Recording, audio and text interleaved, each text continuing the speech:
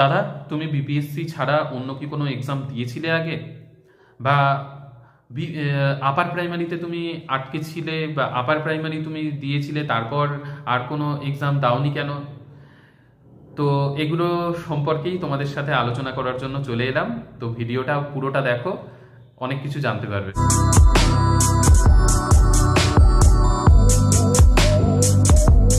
Hello everyone, welcome back to LC canvas, to a new video.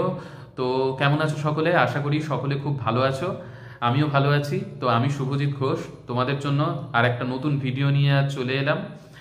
তো কালকের ভিডিওটা অনেকেই দেখেছো আশা করি, অনেকের ভালোও লেগেছে। আমি কমেন্টে দেখলাম অনেক অনেক কমেন্টস।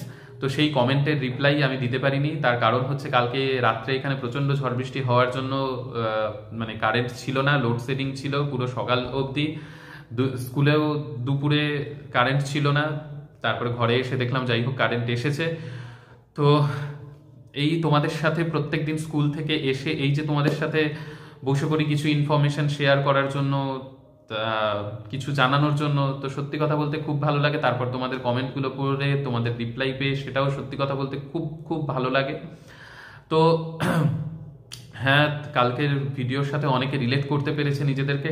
হ্যাঁ, ওয়েস্ট বেঙ্গলের যা সিচুয়েশন তাতে সেটাই স্বাভাবিক, কারণ অনেক বছর ধরে এসএসসি এসএলএসটি এই এক্সামগুলো একেবারে পুরোপুরি বন্ধ, বা আপার প্রাইমারি যেটার ভরসা করে আমি ছিলাম সেটা আজ পর্যন্ত রিক্রুটমেন্ট হয়নি। তো আমার মতো অনেকেই আপার প্রাইমারির উপর ভরসা করে ছিল, বা এখনো অনেকে আছে, সেটা জানি আমি, কমেন্ট সেকশনেও দেখলাম। অনেকে আবার সেই জায়গার থেকে বেরিয়ে অন্য জায়গায় চলেও গিয়েছে। যারা আগে বুঝতে পেরেছে যে এটা আর হওয়া সম্ভব নয়, তারা আগেই বেরিয়ে গেছে। কিন্তু আমার মতো অনেকেই রয়েছে যারা বুঝতে পারেনি আগে। আমি তো লকডাউনের পরে বুঝতে পেরেছি যে এটা আর হওয়া সম্ভব নয়। তার আগে পর্যন্ত, লকডাউনের আগে পর্যন্ত সত্যি কথা বলতে মানে চোখ কান সব বন্ধ করে আপার প্রাইমারিতে চাকরি হয়েই যাচ্ছে, আর কোনো দিকে তাকানোর দরকার নেই। তখন খুব খুব টিউশন পড়াতাম। তো ভাবলাম যে কালচারের মধ্যে থাকা যাবে টিউশন পড়ালে, আর তারপরে তো চাকরি হয়েই যাবে, অসুবিধা নেই। তো ওয়েস্ট বেঙ্গলের কালচার যা তোমরা তো ভালোভাবেই জানো।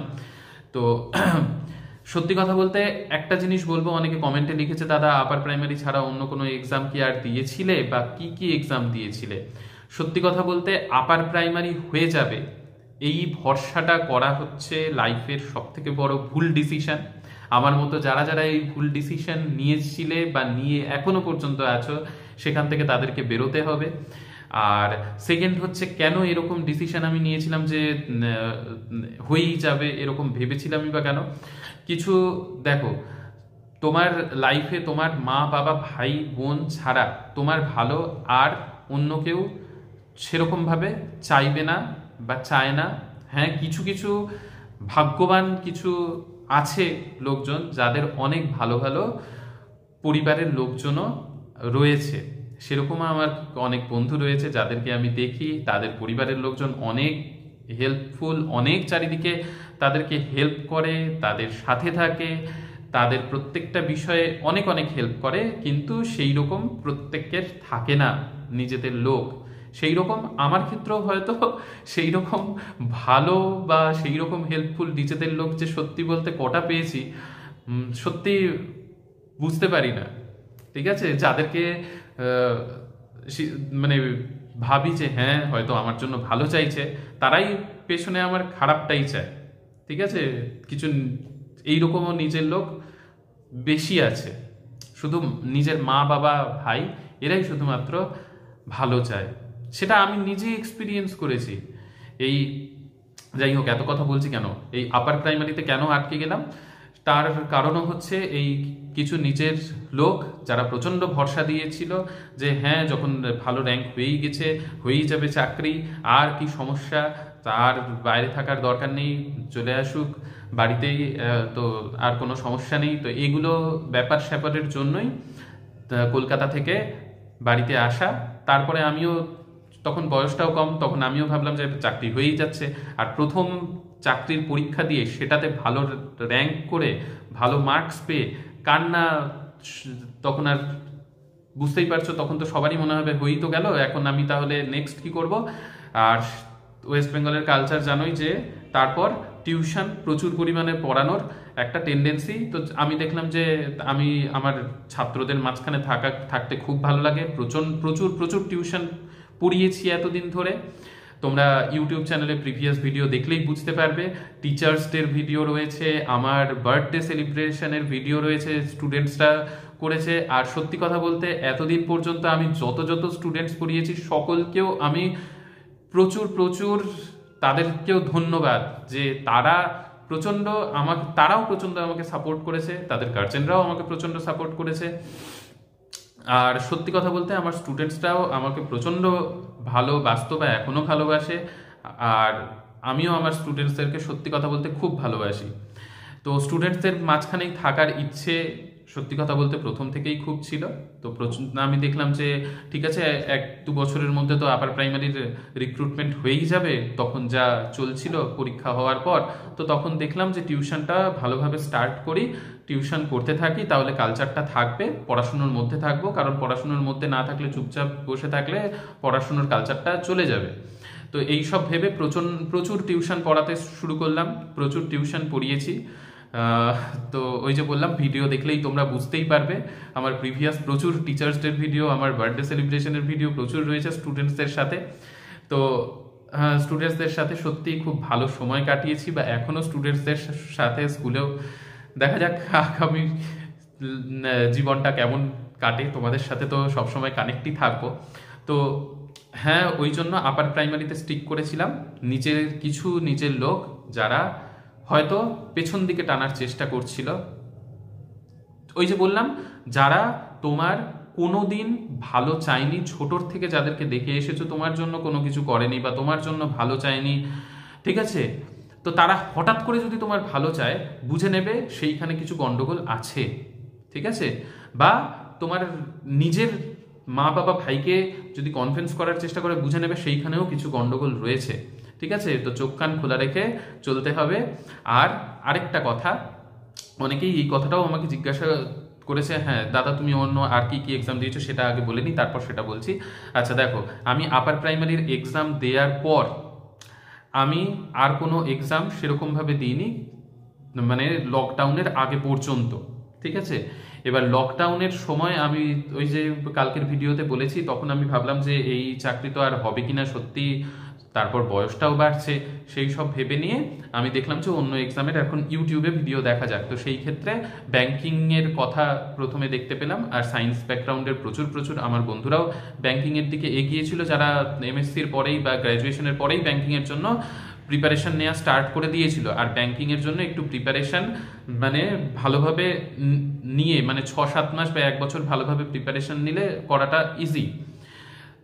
তো সেটা আমার অনেকটাই লেট হয়ে গিয়েছিল বুঝতে।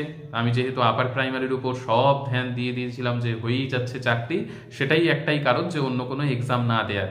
তো তারপর আমি লকডাউনের পর আর কি কোনো এক্সাম দিয়েছি? হ্যাঁ, একটাই আইবিপিএস এর এক্সাম দিয়েছিলাম। তো সেটা ব্যাংকিংয়ের এক্সাম ছিল। তো সেইটা দেয়ার মানে 2 মাস আমি দেখি সিলেবাস কি, বা একটু প্রিপারেশন নিই, নেওয়ার পর এক্সাম দিই। এক্সাম, আর সত্যি কথা বলতে ব্যাংকিংয়ে আমার যাওয়ার, ব্যাংকিংয়ের কাজ যা, সেটা আমার আগাগোড়াই কোনোদিন ভালো লাগেনি বা ভালো এখনও লাগে না। তার জন্যই ব্যাংকিংয়ে যাওয়ার কথা প্রথম থেকেই কখনো ভাবিনি। তো যখন কোনো কিছু হচ্ছে না দেখে ব্যাংকিংয়ের প্রিপারেশন নিলাম, তখন সেখানে দেখলাম এইখানে সত্যি কথা বলতে নিজের সাবজেক্ট নেই, যেটা হচ্ছে ফিজিক্স। তো সেইখান থেকে আবার ভাবি যে অন্য কোনো স্কুলের এক্সাম, তো সেই কেভিএস এনভিএস এগুলো তো পরে জানতে পারলাম, অনেকটাই পরে।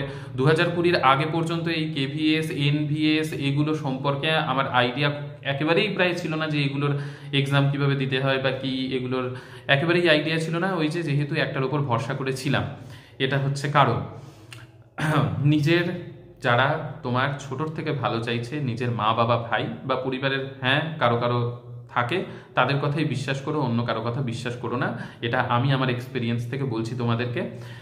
আর আরেকটা কথা, বিহারের তোমরা আসবে কিনা অনেকে এটাও জিজ্ঞাসা করো, বিহারে কেমন কি, এ বললো ও বললো সে বললো তা বললো, একেবারে ওই সব কথা বাদ দাও।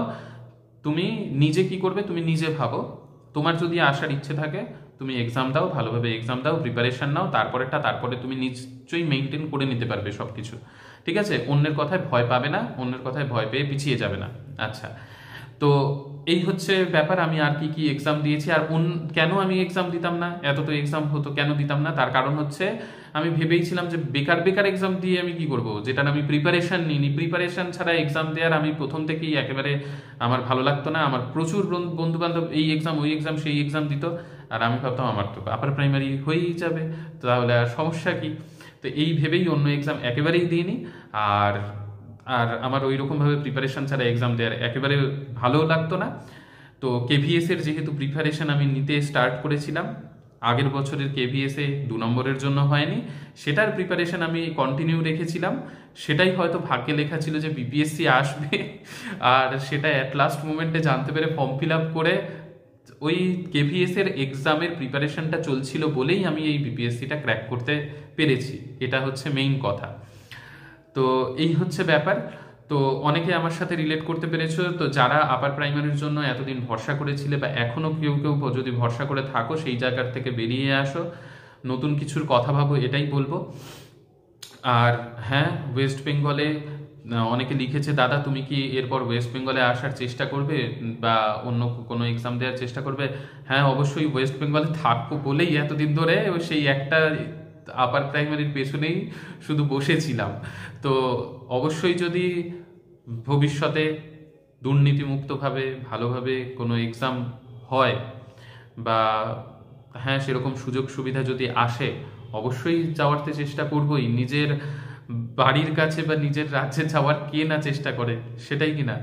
তো এখন দেখা যাক সেই রকম সুযোগ পরিস্থিতি কখন আসে বা কি হয়।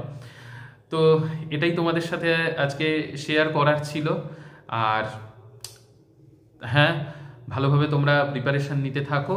অবশ্যই বিপিএসসি টিআরই 3.0-তে যেই এক্সাম ক্যান্সেলের হওয়ার কথা চলছে, সেটা ফাইনাল হলেই বোঝা যাবে কি হচ্ছে না হচ্ছে। বা বিপিএসসি টিআরই 4.0 এর এক্সামের প্রিপারেশন নিতে থাকো।